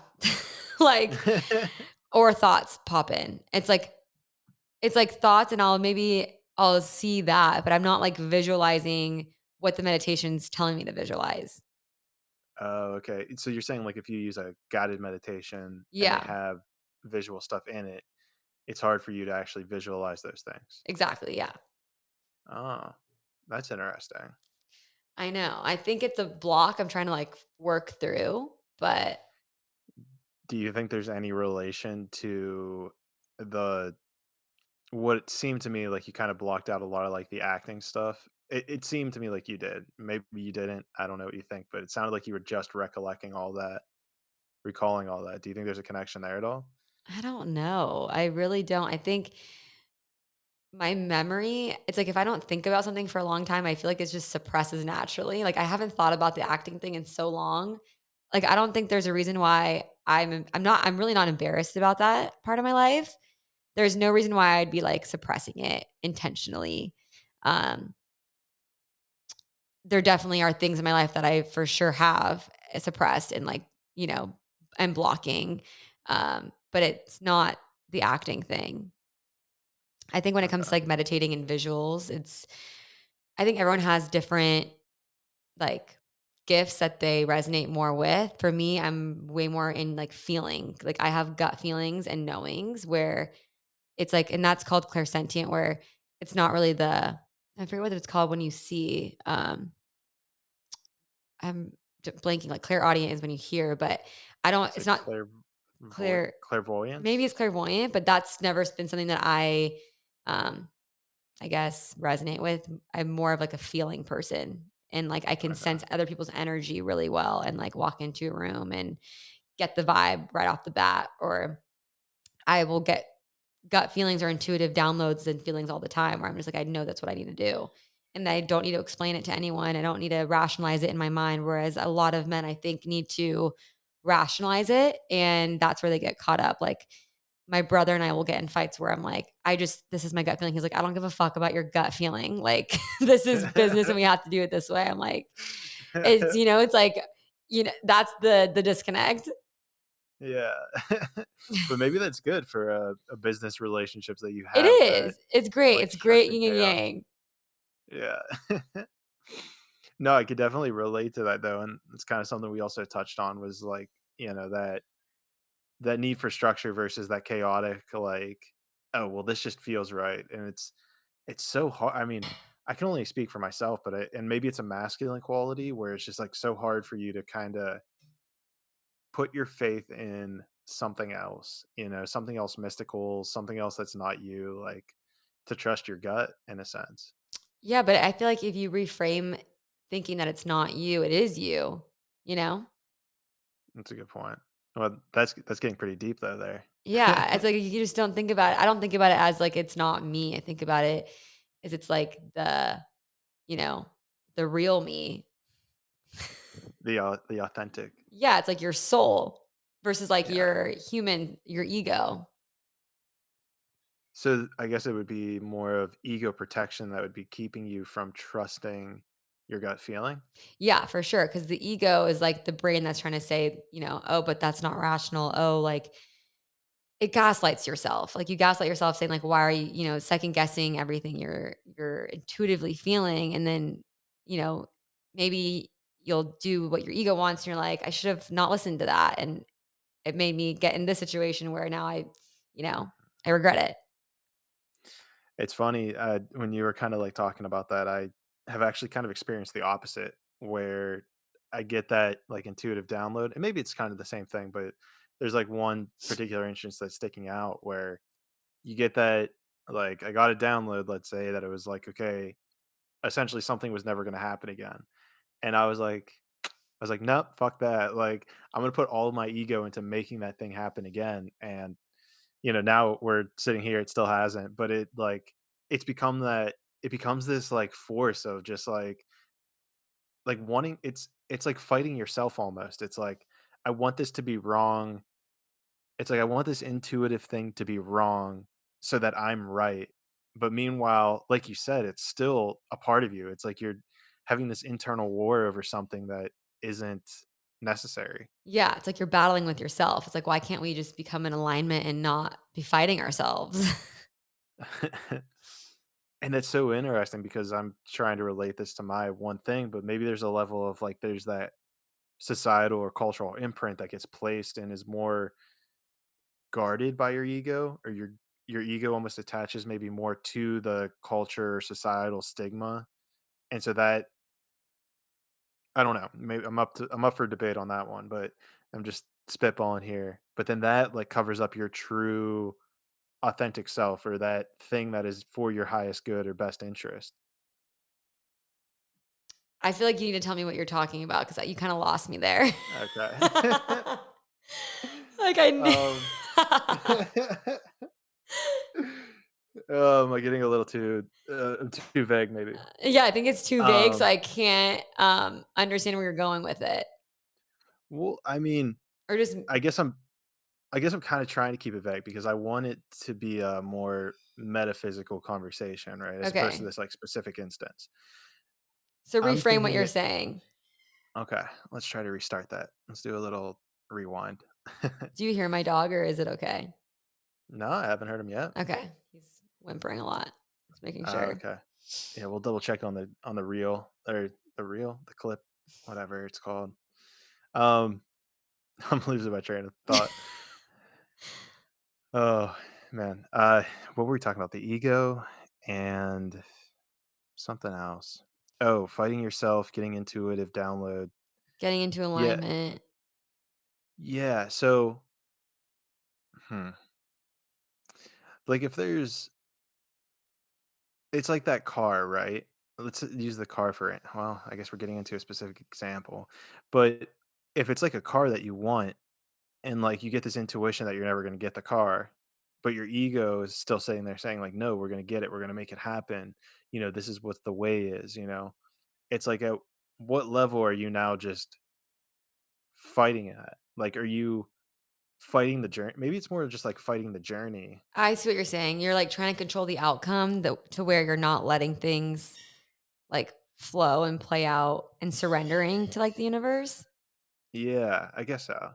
I heard that. I'm not sure what that was, but I My heard dog is that. being the worst. He's a puppy and just, like, crying like crazy. And It's he's fine. getting He'll animated. he'll get over it. Yeah, he's been good so far. But yeah, no, I don't know. It's like I think everyone kind of like I guess for my own spiritual journey. Did you ever read Journey of Souls? I forget if we talked about No, this. I think you recommended it, but I haven't gotten into it yet. Cause that to me was like the what opened my eyes to like actual spiritual and like not I don't even know if it's considered spirituality, but like I guess the state of consciousness that I'm currently living in. Okay. It's And gotten you to, like, the next it's just gotten level. me to my own to where how I view the world now, like my outlook and my views of like how the universe works. And I feel like what you're saying with men versus women, like I think a lot of men I actually have a guy friend who loved two guy friends who loved the book and like really resonated with it and their outlooks changed too. So I don't know. I think just a lot more men have a lot of pushback. You know, they need more rational proof, but it just Well, yeah, depends. let's talk about the book for a bit because I see it says it's a case study of life between lives. So is Yeah. it So basically, and what's interesting is there's two other books out there very similar, written by different people, so they're all written by hypnotherapists where they get thousands of people, like their patients, into a hypnotic state. And it's like a subconscious hypnotic state where they get them into where they're asking them all these questions and they all say the same thing, which is like you can't make that up. Like for me, I was like, there's no way all these patients like get into hypnotic states and regurgitate the same information throughout three different authors, three different books, all these case studies. And it's so interesting because it's Journey of Souls. It's the journey of what happens to when you die and like what happens in spirit world, like in the afterworld, the other side. And when I and is read that what they're repeating? Is that what they're, like, repeating that's been validated? yeah, exactly. And it you goes into so many different realms because there's, the part where you when you first cross over and then there's what happens in spirit world on the other side. And they all go into different parts of the journey and it's all crossed over. Like I mean not crossover, it's all like um I guess there's a bunch of crossover. Like they all say a lot of the same things and it's they all say the same messages throughout the different books too, which is so interesting. But when I read this book for the first time, it was like an aha. It was like, "Oh my god, I know this." Like I felt like I was remembering it for the first time, but it wasn't like I was learning it. It was more of a remembrance. And it felt so deeply true to me and I don't know, it's like one of those things where I just intuitively felt like this was so right. And it's changed my entire outlook of how I view the world, and I mean, I can get into it too on, like, what the basic, like Please. I'm interested to hear what these, and I commonalities guess the are. main takeaways that I had from it are essentially that we're all souls, we're all these infinite beings, right? And we're all one, and we're all connected, and we reincarnate into these human bodies that we choose for ourselves, like, we pre-select our life in spirit world, and basically we all have our own like soul cluster and crew of the same people that we reincarnate with together. So essentially like the metaphor they give is life is kind of like a play and you all pick different characters you're going to play in each life together and the purpose is to really learn certain lessons in this life and you all have your own roles that you play and you come to life on Earth, and we know that life on Earth is like the hardest fucking planet to have. It's like very dense here. Like we know that going into it, and we incarnate knowing that, and we come here knowing like what lessons are we really trying to learn, and what karmic cycles are we here to break, and the whole purpose is to really evolve and ascend as souls. And it's like you're all evolving and ascending together in your cluster and like getting to the next level. So it's like you come here and you fuck up, you do it all over again, kind of thing. And it's Wow. so interesting because it's like kind of gamifies life in a sense where you're like, I mean, you shouldn't not take life seriously, but you also should like have fun with life because it's like, you know what I mean? It's like you should come here and want like try to be the best person you possibly can and obviously not like think it's a joke because it's karma is real and cause and effect, but it's like if you understand how to leverage these different laws of the universe of like we were saying, law of assumption, attachment, like it's all energy. We're all connected. And it's like once we can leverage that, we can actually like have fun playing this game and know how it works to like leverage it to our advantage. I mean, there's a lot there to break down. I know, but this book, like, changed my life, and I don't know, I have friends who didn't like it, but I guess they liked other books that were similar, like the other ones I was mentioning, but because this one's pretty Well, repetitive, and, I mean, I loved it. and I'm interested if people listening felt the same way, but, like, even as you were talking about, like, what was the phrase you used? You said something about, like, your souls are together and then reenacting out this play.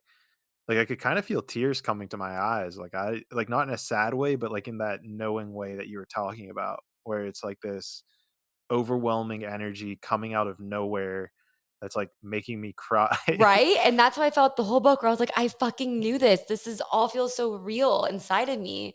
And that's your intuition and your soul saying like, yes, like you're remembering. Like we're supposed to remember, you know? At least if you're not everyone's supposed to remember. I think some people aren't meant to wake up in this life, but I think as a collective, more people are waking up now than ever. And it's conversations like this that can inspire it for people. You know what I mean? And, I mean, that comes back to the whole crux of why I started this podcast, I guess, Totally. was to go on to this and to discover this stuff for myself and talk to the people who are discovering it, and shit, I mean, this book definitely got higher up on my list.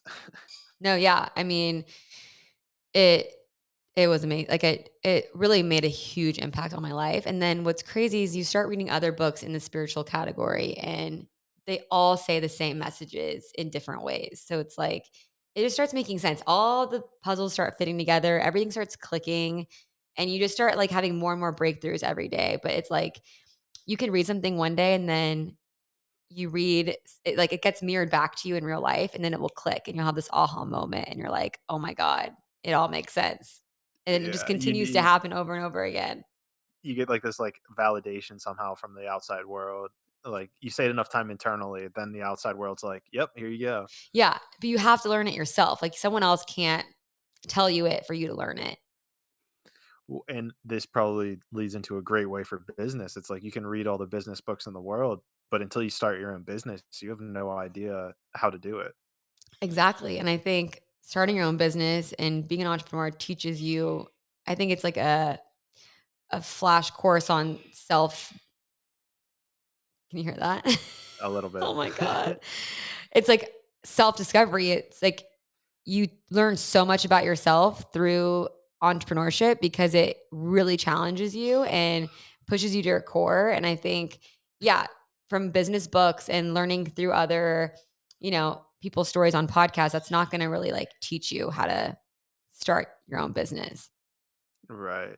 Right. I mean, you just have to start doing it. It's like even podcasting, for instance, like you can listen to 500 podcasts, but that doesn't mean that you can just start and set up your own podcast and start pressing record. I mean, I don't know. I guess you kind of can. Maybe that's a bad No, but analogy. it's true. Like when I was listening to podcasts before I started my own, I was always listening to the guest. Right? And then once I started my own, I started listening to the host, and it changes your whole perspective because you don't realize how hard it is to actually, um, guide a conversation and be a host versus, like, the guest. It changes your whole thought process around it, and it made me start to overthink actually the host side of things because I was never thinking about it like that beforehand. And then you start it yourself and you're like, oh shit, like I actually have to guide this and, um, control where the conversation goes, but also allow it to flow and then stay present in the conversation. It's just like a lot goes on in your mind where you don't think about that before you start it. No. That's actually a good point because even like it's like as you're talking, I'm trying to there's like this mixture of me trying to listen to what you're saying and then okay, if she ends it after this sentence, what am I thinking of? To kind of keep that conversation going. Exactly. And that's a skill. I think that's something that you have to practice. And it's not something that, at least for me, it wasn't, it, I didn't think about having to have that skill beforehand. You didn't think about having yeah, you kinda just, like, have been flowing with it? Well, no, I was always just thinking about it from the guest side of things, listening to podcasts. Like, I never thought Uh, about it as like, "Oh, that person actually asks great questions to and, you know, uh, create this, like, amazing conversation that just flows so effortlessly." and that's kinda yeah, something to, give the credit where it due, like, you kinda have to see that balance, right, of, what do you pick up on to talk about next? It's like, where are we going after this? Like, it's finding the right words that or the right items that have, like, the most charge to them or something like that, where you wanna just pick up on those threads and kinda try to pull those strings. Totally. So, what's up with, Vendy Bean? You're gonna let's flick back to that real Oh, quick. yeah, What's the so latest much is there? going on. I'm really excited about this year in particular just because it's kind of like the year of innovation for us and the year of partnerships. And I guess right now we have 180 machines out in the Wow. wild, and we're currently like set up shop in Southern California, like Orange County, LA, San Diego, Dallas, Texas, North Carolina, like the Triangle area, and then we're opening up Seattle this next quarter. And Let me cut yeah. you off real quick because I just realized that we're already on the ascent. You're going back up. We need to chop it back because you said in 2020, whenever everything kinda fizzled Oh, I down. you mean like I skipped a whole chapter. Yeah, I'll take the blame for it, Okay, being the because I thought you host. were talking about the present. Okay, so I let's go I back. was I was, but I just realized after you started talking, I was like, "Wait, wait, wait, we need to hear the where you guys were when you're at your lowest." Okay, yeah, let's go back. So, back to COVID. Okay, so fast or rewind to January 2020. We're, like, starting to hit our goals for the first time ever. We're, like, about to hit our numbers. We were super excited. What were those numbers? It was gonna be, like, a $1,000,000 company, so basically a little over 100K a month, Okay. and, um, we're on track, and then COVID happens, literally, and my brother and I were convinced it was gonna be like a 3-week thing. Like, "Okay, this will pass." Like, I'm sure a lot of people thought this, like, there was memes about it, and, my dad was like, "This isn't going anywhere, you guys need to get realistic," and we're like, "No, no, no, like, it'll pass." And then we actually like, the rug gets ripped out from under us, and we realize, like, "Oh, shit," and our revenue just, like, 95% dropped, and I was in such a low place. Like I remember I think about 2 months straight, I just felt like depressed. Like I was like, I have no purpose. I don't know what to do with myself. I went on long walks, like hour-long walks throughout the day. That's all I would do and listen to podcasts and cry. Like I just Jeez. felt so sad and low and thinking like, it's also hard because I had a lot of friends who had companies that were skyrocketing during this time and watching that, like, I was happy for them, but then seeing my company crumble, I was like, "Why did I choose this industry?" Like, it just made me question everything of like, why is the universe doing this to me? Like, questioning my beliefs on manifestation, everything. And that was probably like 2.5, 3 months. And then I went to this rock that I go to, like overlooking the ocean, and I just had this meltdown. And I remember um, crying and then just asking the universe, like, what do I do? Like, what's going to happen? I'm so scared. Like, something we've been putting our like blood, sweat, and tears into the past 4 or 5 years is essentially like crumbling to pieces and could be completely destroyed. And I just felt this like wave rush over me of surrender, like out of nowhere. It was just like this feeling. And I was like, everything's going to be okay. I need to stop focusing on everything that's going wrong and just start focusing on having fun and feeling joy again.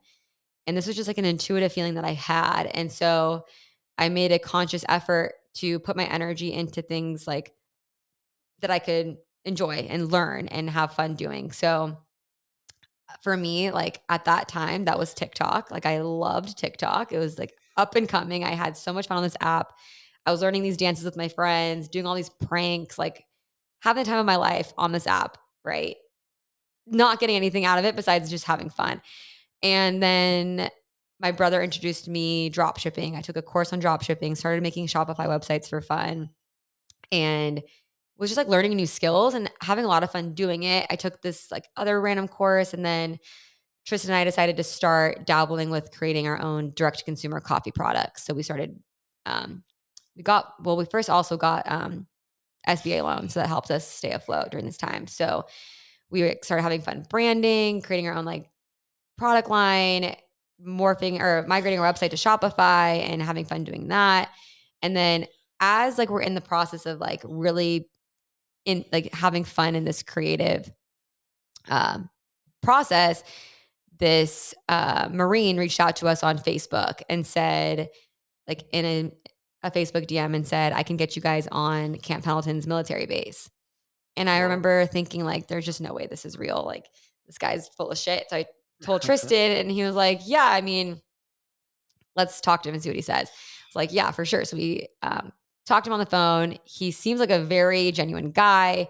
We met him in person. One meeting led to the next meeting. One meeting, like, then he led, introduced us to the director of procurement at Camp Pendleton. One thing led to the next, and we got a contract with Camp Pendleton, first military contract, 20 machines on Camp Pendleton's military base. And it was like this massive eye opening experience to a whole niche that we've never touched, right? This whole new market of military that doesn't close down in pandemics because the military doesn't close. And so it showed me that once you start feeling good and being high vibe, like you become a magnet for attracting opportunities to you versus if you're sulking and sad and depressed and feeling so low. Like the second I stopped caring about it, something popped in and it was a total miracle, and it opened my eyes to so much. And so now we're on 5 military bases and just growing, and it really did save us during COVID, and then luckily from there, things started opening up. We got, business started coming back, schools or not schools, but offices, companies started coming back because we do corporate office coffee as well as like retail for college campuses, hospitals, and military now, but we have 2 models. So, essentially everything that we serviced was closed at the time. That's wild. Something I wanna try to focus in on, you said you were saying that it was kind of, like, all going wrong, you had, like, the self-doubt, self-criticism, and then there was a pivot, and you said that there was, like, a wave that came over you that said surrender, and then after that, everything kinda took off. Was it something that you read or heard or you were doing that, like, invoked this feeling of surrender? I honestly don't remember if it was anything I read. I think it was just this feeling that I had intuitively, like in that moment. It was like a download in a sense.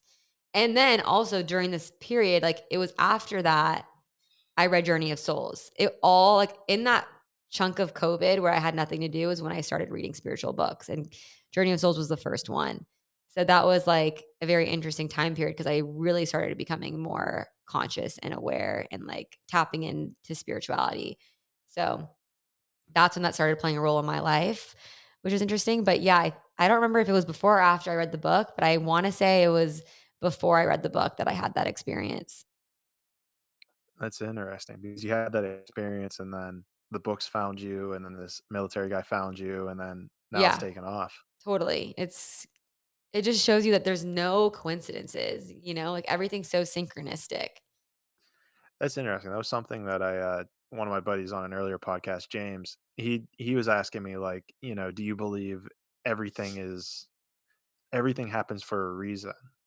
And I was like, at the time I didn't really know what to say, but I mean now it's like, yeah. I mean, and that's like to me that's something that you could prove at the most logical sense and then, spiritually as well. Yeah, and it's like I can look back and say so many reasons why COVID happened for me that helped me. Like if it weren't for COVID, I would have never learned about detachment, truthfully. It like taught me I needed to learn in a really hard way to like knock me off my feet or else I would have never fully detached and I would have never had the awakening to realize that my whole self-worth was revolved around my business.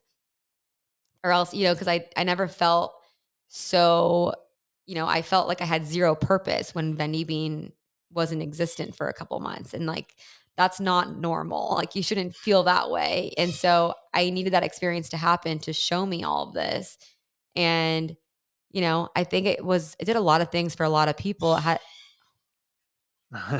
Sounds like a parakeet. My dog, it's so distracting. I wanna, like You're doing a great job. I've only heard him a couple times. he's He going pushes off. I'm glad you can't hear him that much. Oh my god. That is also my train of thought, but You were talking about how COVID has been devastating for some people, but for you, it well, seems no, I like think it's it's been devastating for a lot of people, but even the people who it was devastating for, like, they learned something from it. Like, it taught them something that they might not realize it in that moment, but they look back and it gave them the chance to be able to reflect and go inward and realize, like, okay, I actually hate my job and I shouldn't be doing this anymore, or, whatever the realization was. I mean, I was in that same exact boat. I mean, to me, I think it probably highlights a very probably life how do I want to phrase this? Like something that we can all point to, right? It's like, okay, this tragic thing happened to everybody, right? It happened to all of us. So we can all say that we've all been impacted by it in some way, shape, or form. I think it really kind of it kind of was a reset button in a sense where it's like, okay, we're going to see the people who want to be a victim to what has occurred, and then we're going to see the people who actually want to just, get up by their bootstraps or focus on the positives and kind of really I don't wanna say, divide, but it kind of has, like, highlighted the people that have gone either way or are still trying to make that way towards the positive.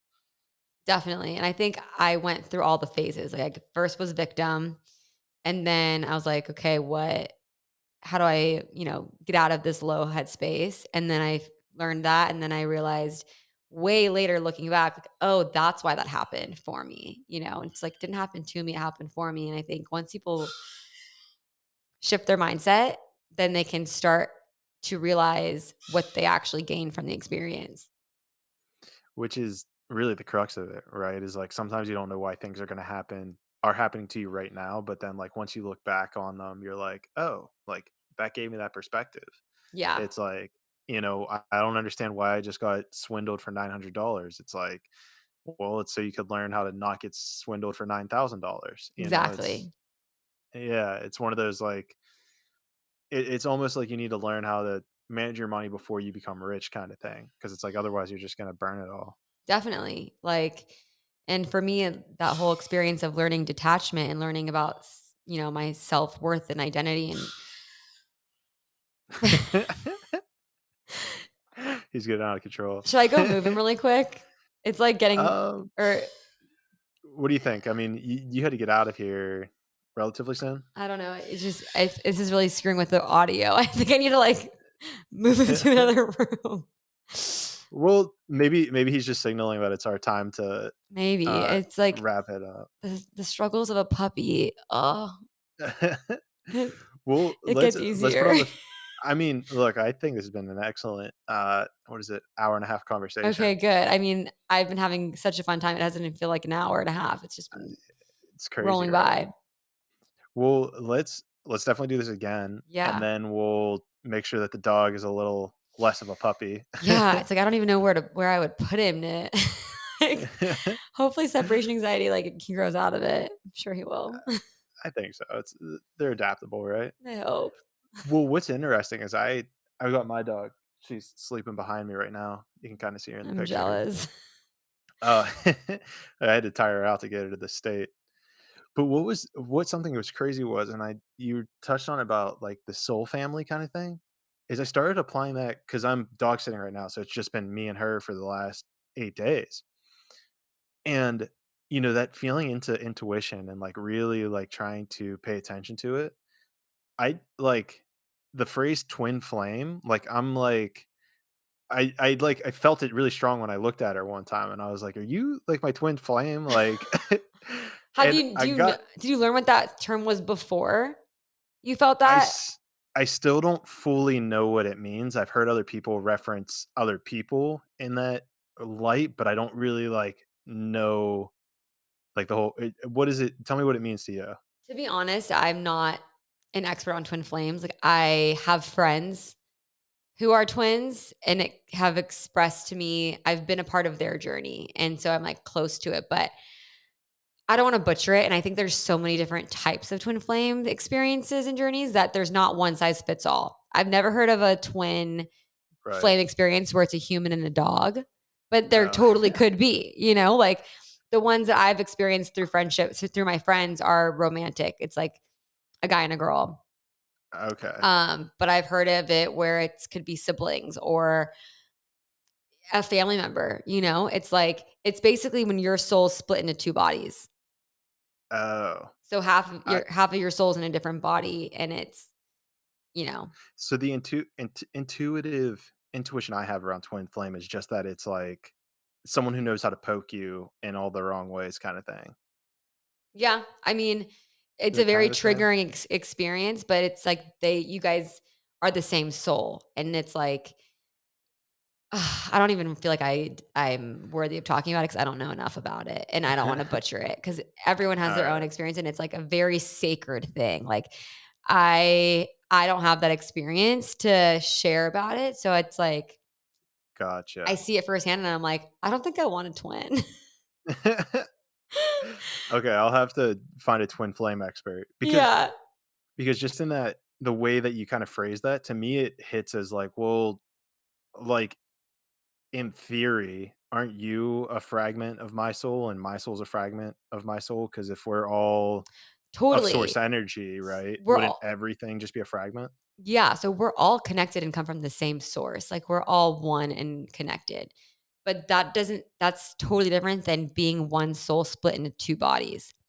So we all are independent individual souls, but we all come from the same source. So because of that, we're all connected and we're all one. But your soul is created and has your own soul experiences and different lives that you've lived, different, lessons and experiences, but when your soul split into 2, it's, like, entirely different versus, like, us all being connected. Okay. I'm just gonna take your I get what you're saying, but to me, my mind's still like, well, I'm still kinda logically fighting it because to me, it's like, well, she's a version of my soul, you're a version of my soul, No, but totally, we are, but it's different than, right. like, because we all like, your soul being split into 2 different bodies on Earth at the same time is a pretty crazy thing if you think about it. So it's like you're meeting yourself in real life. It's just in a different body, and so, usually when that happens, it's like this whole body, whole consuming, like, feeling, outer body experience, what I've been told, where it's like you're never the same after that, like, ever. Like, after And meeting this person? yes, after meeting this person, and it's very triggering because if it's, like, meant to be if it's, like, a romantic thing, there's usually some type of obstacle where it's like one person's more of like the teacher and more awakened, and the other person's not, and it's a very, like it's all planned out before you come here, and you can't really control how it's supposed to happen, and you want to, but you can't. And so it's like some twins are never meant to end up being together, or some are, and there's so many different types of journeys, I don't even know. I'm gonna do some research and You see if I can should. find a twin flame You expert. should actually get someone on to talk about it. That would be a good idea because 'cause I've heard it dropped It's around a couple times, but It's not like a what you just lighthearted said thing, here. like, whenever I have friends talk about it or I have friends in it, and it's it's a lot. It takes over their life. It can. Really? Oh, yeah, and it's something that's, like, a big, big part of their life.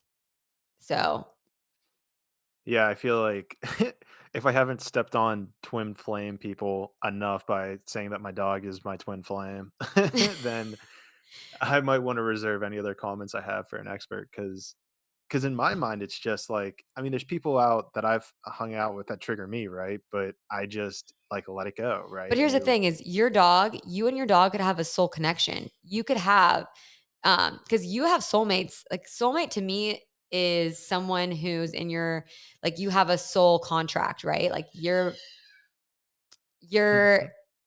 meant to be with that person in this life for an X amount of period of time. And you and your dog, when you looked into your dog's eyes and felt that, you 100% have a soul connection, and you decided to come to this life and have this bond and like experienced this together. So you could totally have felt something and it be spot on. It just might not be a twin flame or it could. I have no clue. Okay. I see what Like, you're you could saying. have a twin flame that's a dog. I don't know enough. I don't know about that, but, like, the people that trigger you and You're getting distracted by your dog. it's just so loud. I'm hoping it's, like, not I wanna punch him in the face, but he's so Might not cute. need it by the time you get over there. Oh my god. All right, well, let's wrap this up then because, He's going you ape obviously shit. yeah. We'll definitely have you back on to have a more in-depth conversation about twin flames once we cross that bridge. Yeah, definitely. So I'd give you the floor for a little bit if you wanna plug anything, encourage people to do something. I guess you can find me on, Instagram at just teal.cooper, and then my podcast is Real with Teal, and I guess I don't know what I would encourage people to do. If I could say one thing, it would be to, I guess, to try and tune in more to your own, um, intuition and, like, your own path instead of seeking answers outside of yourself, because I think at the end of the day, we all know what's best for us more than anyone else does, and it's just counterproductive to, you know, get answers and advice from other people when, like, we know what we should be doing the most if we just, like, tune in. Just tune in. Just tune in, tap in, like, go quiet, get quiet and be alone long enough to, like, hear your soul speak to you. Have you ever done, like, a hour-long meditation? Yeah, I've done Joe Dispenza's before. Oh, okay. Those are I haven't done his specifically, but, like, when you meditate for over an hour, that's when you start, like, enjoy being alone, and I'm just like, "This is getting weird." Yeah, it's like I used to not enjoy being alone and now I love it, and I think that it's something that's required in order to be able to hear yourself. Yeah, to be able to know whenever it's you versus, like, other people around you that are putting it in feeding the system, let's say. Totally, because your energy can get affected so easily by other people, and sometimes when you're around people, like, it can linger, their energy, until you are alone enough and or, like, intentionally clear it. Like, I do a lot of clearing, just, like, intention like, with the intentions, just, like, clearing energy that's in me, that's on me, that's not mine, and Yeah, just actually, like, saying that out loud. I think also with being alone and getting your own, like, thoughts in order and being able to tune in and realizing, okay, maybe this is my soul versus ego, or this is coming from someone else that's been like projecting onto me. I don't know.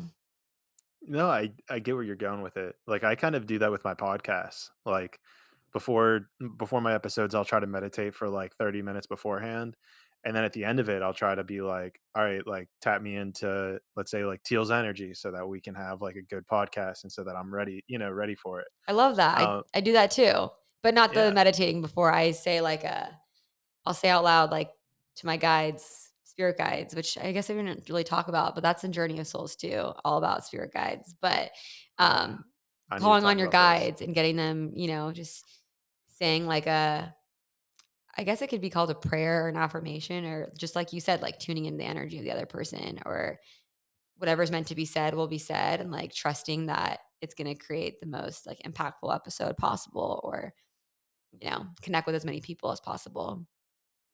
Right. And then to put a cap on it, then afterwards, it's like to kind of clear your energy out so that you can like focus on what you need to do after the fact too. I feel like that's important as well. No, yeah, definitely. And I think it's like a daily thing. It's not That's the hard part. It's not like you can just do it once and boom. It's like every time you interact with new people, it's like coming back to your center and yourself and getting clear and quiet. And it's a daily, I think, way of living your life. I mean, that's something that I learned with meditating was like I so I've been meditating for probably 4 or 5 years now. But, like, in this first year or 2, like, it was just, like, all negative thought, like, judgment, negative thought, criticism, and it wasn't until about the 3rd year where I caught myself having thoughts of congratulating myself, like, "Oh, dude, it was cool when you helped that person there. It was cool when you did this." And I remember I was sitting in the sauna at, Shock Fitness in PV, and Yeah, I had, like, a positive thought, and I was like, "Holy shit, I just had, like, a random positive thought while meditating." Like, I thought it was crazy. that's I even amazing. Yeah, and I even shared it on Instagram because I was, like, so, like, dumbfounded by it, and then 2 I think 2 people commented back or 3 people, and they were like, "You can do that? Like, you can get to a positive place with meditating?" I was like, "Yeah, dude, like, keep going." Wow, yeah, see, it's like you hit a milestone and you're like, "Wow, it actually does work. The work I'm doing is making an impact." It, like, shows itself. Yeah. Alright, well, I heard your dog again. Guys, if you wanna get more in touch with Teal, go check out the links below. Um, I was on her podcast. I don't know when she's gonna release it, but we're definitely gonna, have to figure that out. Maybe we'll release them at the same day or something. I'm excited for Um, it. yeah, but other than that, Teal, thank you so much for being here. Guys, check out her links down below in the description. Um, Share if you learned something cool. If you know somebody that knows twin flames, send them my way because I know nothing. And other than that, we'll see Teal again when we got to talk about souls and soul families and soul contracts. So Thank you, Clayton, I had the best time. Appreciate you having me awesome. on. I'm glad you enjoyed it because I did too. Definitely did.